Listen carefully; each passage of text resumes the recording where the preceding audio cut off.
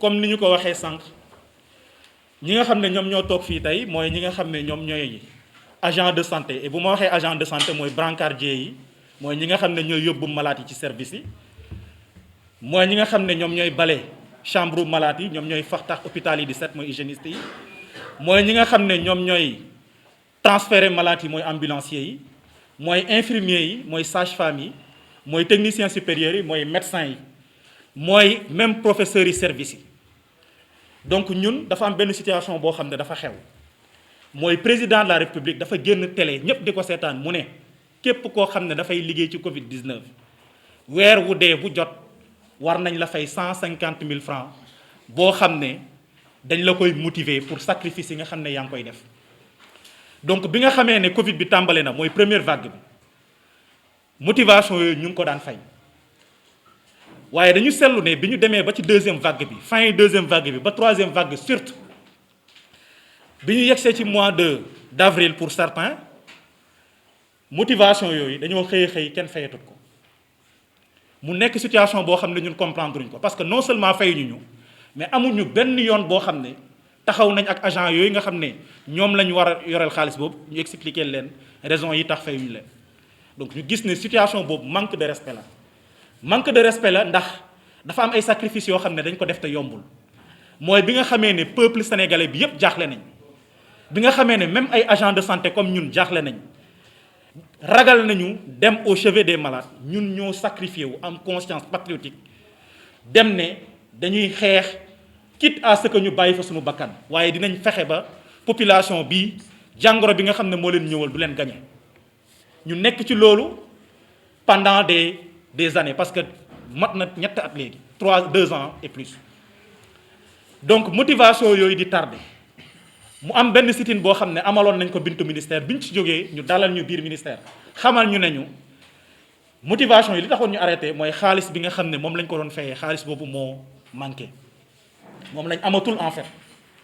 mais ñu xamaloon nañu comme demee na nii ci délai bu gàtt ministère de la santé dinañu restituer l'ensemble des mois yi nga xam ne moom lañ ñu yoreel waaye ñu gis ne depuis bi ñu waxee loolu ba léegi tey la mot weer amul benn somme boo xam ne versé nañ ñu ko te li gën a doy waar mooy hôpital yi ñu ngi leen yoreel boo xoolee dalal jàmm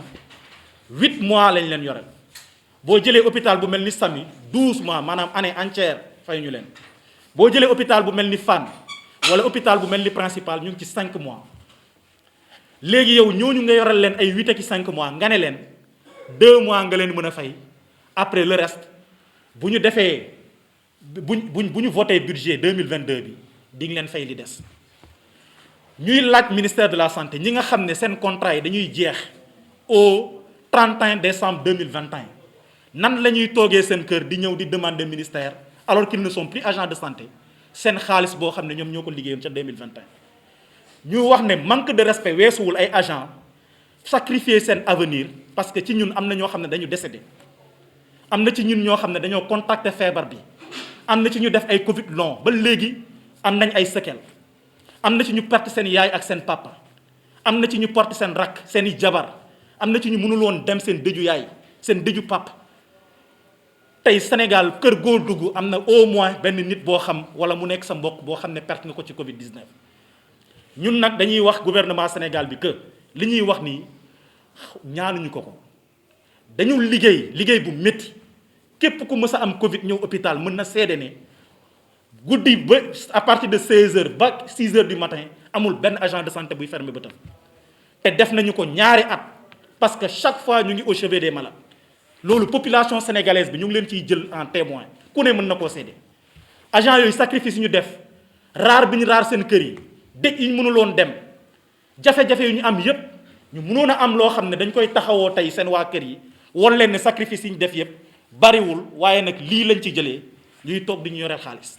donc ñuy lancer appel président de la république pour wax ko ne ko motivation yi ñun ñoo ko moom ñaanuñu ko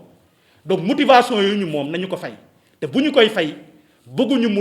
def ko de façon graduelle nañu restituer intégralité somme yi wala bu mu ñu fay dara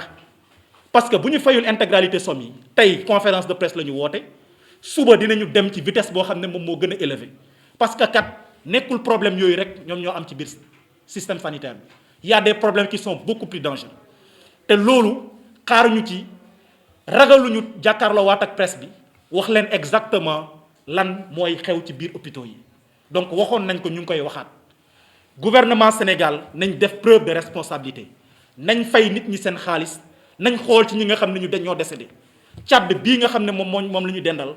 gouvernement tchadien bi dafa rémunéré képp koo xam ne dafa décédé ci Covid bi jox na la 1 million agent de santé yi décédé ci Covid bi Sénégal xamuñ leen ñooñu ay martyrs la ñu waroon doon kenn xamu leen képp koo xam ne bépp agent de santé au Tchad boo xam ne contacté na Covid bi état wu Tchad jox na la 500 000 francs ñun ñaata yoon la ñu Covid ci ñun ku fi gën a tuuti lim Covid au moins mu ngi ci 3 amul benn yoon boo xam ne nit mës nañu woo mastañu su gouvernement sénégalais